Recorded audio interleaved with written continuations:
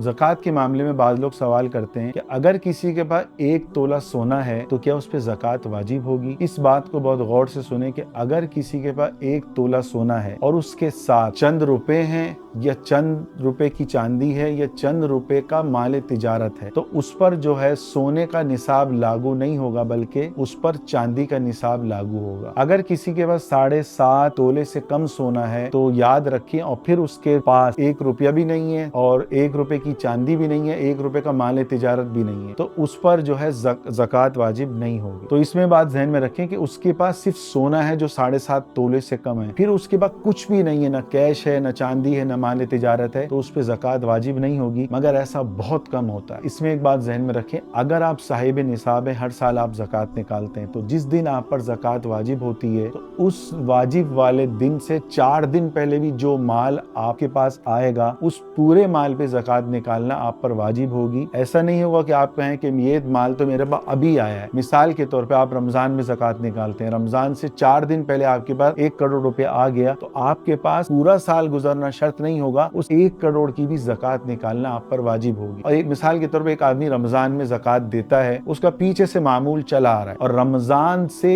1 हफ्ता पहले उसने अपना घर फरोख्त किया कि मैं इसको बेचता हूँ, या अपनी गाड़ी फरोख्त की कि मुझे दूसरी गाड़ी लेनी है या दूसरा घर लेना है, तो उस पर उस घर के जो पैसे हैं या उस गाड़ी के पैसे हैं मुकम्मल पर ज़कात देना उस पर वाजिब होगी। इस बात को ज़हन में रखें। अल्लाह ताला हम सबको अमल करने की तौफीक अता फरमाए।